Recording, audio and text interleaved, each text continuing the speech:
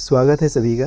इस वीडियो में हम most important topic inclusive education समावेशी शिक्षा देखने वाले हैं, जिनमें से हमेशा सभी एग्ज़ाम में टीचिंग एग्ज़ाम्स में क्वेश्चन आना तय है। तो बने रहिए वीडियो में लास्ट तक। चलिए शुरू करते हैं। समावेशी शिक्षा व्यापक रूप से शिक्षण सिखाने के माहौल को शामिल करती है, जो सीखने की शैलियों, क्षमताओं और अक्षमताओं की परवाह किए बिना सभी शिक्षार्थियों का स्वागत और समर्थन करती है। सभी बच्चे का, कोई बच्चा धीरे धीरे सीख रहा है, कोई बच्चा जल्दी सीख जा रहा है, कोई बच्चे में किसी प्रकार का कोई और परेशानी है, तो सबका समावेशन। समावेशी इस शब्द का मतलब ही क्या है? समावेशी, इंक्लूड करना सभी बच्चों को।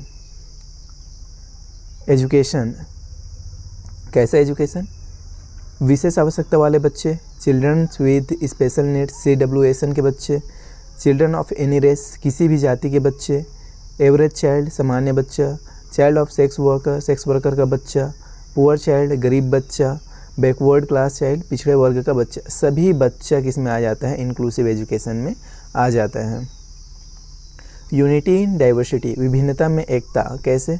प्रकृति माँ ने बिना किसी भेदभाव के हम सभी का ख्याल रखा है, उसी तरह हमें भी अपने तौर तरीके बदलने होंगे और एक ही छत के नीचे बच्चों को पढ़ाना होगा। जैसे हमारी पृथ्वी है, हमारी मातृभूमि है, जो सभी को समाहित करके रखते हैं अपने भीतर, चाहे किसी भी जाति का हो, किसी भी वर्ग, किसी भी समुदाय का हो, सभी वर्गों के व्यक्तियों को, सभी जातियों के व्यक्ति को अपने भीतर समाहित करके रखते हैं, सबको एक साथ रखती है, किसी को अलग थलग नहीं करती है। वैसे ही हमें भी अपने पढ़ाने के तौर तरीके में परिवर्तन करना चाहिए और सभी बच्चों को एक ही छत के नीचे शिक्षा देनी चाहिए। Modify the system to accommodate the child, बच्चे को समायोजित करने के लिए प्रणाली को संशोधित करें। हमें change the system not the child, बच्चे को चेंज नहीं करना है, प्रणाली सिस्टम को बदलना है हमें बच्चे के अकॉर्डिंग। एग्जाम्पल से समझते हैं। Verbal descriptions of visual aids, दृश्य सामग्री का मौखिक विवरण। Ramp for wheel chair user person with locomotor disability, wheel chair उपयोगकर्ता, चलन संबंधी विकलांगता वाले व्यक्तियों के लिए रैम्प, जो चल फिर नहीं सकते, जो सीढ़ी से चढ़ नहीं सकते, क्लास में जा नहीं सकते सीढ़ी के द्वारा, उसके लिए रैंप बना देना। Segregation is against the law of nature, पृथककरण प्रकृति के नियम के विरुद्ध है। पृथककरण हमें करना ही नहीं है, बच्चों को बांटना नहीं है, न कैटेगरी में, न जाति वाइज, किसी भी एंगल से बच्चे को सेग्रीगेट नहीं करना है।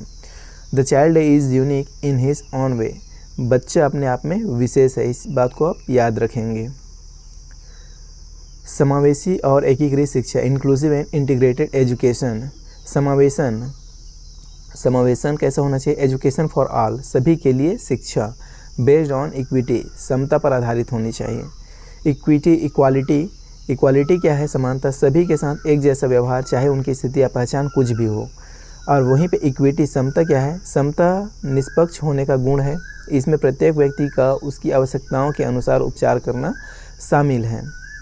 जितना बच्चे को ज़रूरत है, जितना किसी व्यक्ति को ज़रूरत है, उतना उसको वहाँ पे रिलैक्सेशन प्रदान करना, वहाँ पे उसको सुविधा प्रदान करना किस में आएगा? समता में आएगा। और समानता में क्या है? उसको ज़रूरत है या नहीं है, फिर भी उसको वो सुविधा प्रदान करना। तो ये ज़्यादा सही नहीं है, इससे ज़्यादा सही क्या है? समता, इक्विटी ज़्यादा सही है।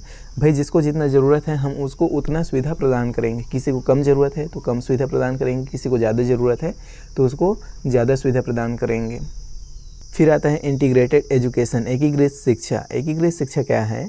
Integration refers to the act of bringing the child into the existing classroom, group और system. Example, integrated student means a student who spend 3 or more hours per day in a special classroom environment.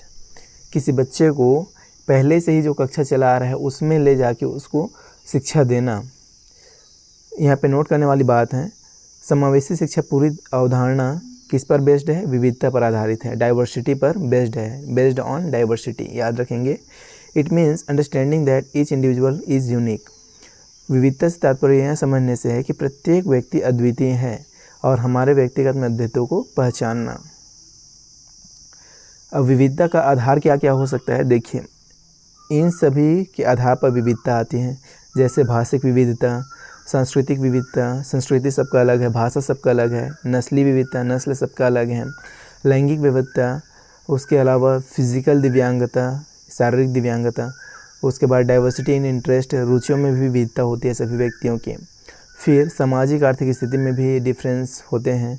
उसके बाद अधिगम शैलियाँ, शिक्षण style, शिक्षण शैलियों में भी क्या होती हैं, विविधता होती है। तो ये सभी क्या है, विविधता के आधार है। इन सभी के बेस पे विविधता होता है, इस बात को आप याद रखेंगे। भाषिक विविधता, सांस्कृतिक विविधता, नस्लीय विविधता, लैंगिक विविधता, शारीरिक दिव्यांगता, रुचियों में विविधता, सामाजिक आर्थिक स्थिति और अधिगम शैलियाँ।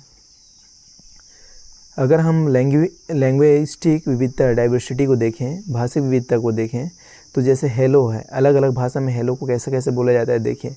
चाइनीज़ में ऐसे बोला जाता है नी हाओ, उसके बाद इंग्लिश में हेलो, फ्रेंच में बोनजूर, उसके बाद जर्मन में हेलो और हिंदी में नमस्ते। तो ये क्या हो गया, भाषिक विविधता हो गया। उसके अलावा कल्चरल, सांस्कृतिक विविधता, सबकी संस्कृति अलग है। ईद, ओणम, दीपावली, क्रिसमस अपनी संस्कृति के अकॉर्डिंग मनाते हैं। उसके अलावा नस्लीय विविधता, एशियाई, अफ्रीकी, यूरोपीय अमेरिकी, उसके बाद वाइट, ये सब क्या हो गया, नस्लीय विविधता हो गया। उसके अलावा अगर हम समझे जेंडर विविधता या लैंगिक विविधता क्या होगा, तो मेल होता है, फीमेल होता है, ट्रांसजेंडर होता है। उसके अलावा फिजिकल डिसेबिलिटी, शारीरिक दिव्यांगता, इसमें क्या आएगा, शारीरिक विविधता, चलन संबंधी विकलांगता, मस्तिष्क पक्षाघात और बौनापन। डाइवर्सिटी इन इंटरेस्ट, अब रुचियों में कैसे विविधता होता है देखिए।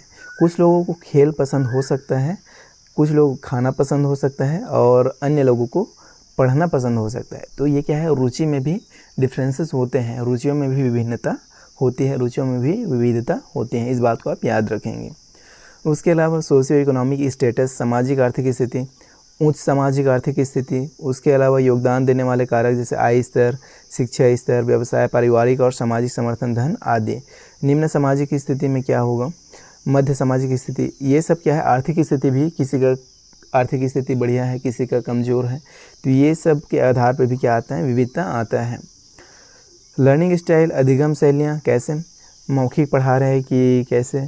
उसके अलावा भौमिक गतिज, फिजिकल काइनेस्थेटिक, और उसके बाद दृश्य और श्रव्य, अधिगम शैली। अब ये सिर्फ पढ़ाने का तरीका नहीं है, ये पढ़ने का भी तरीका है।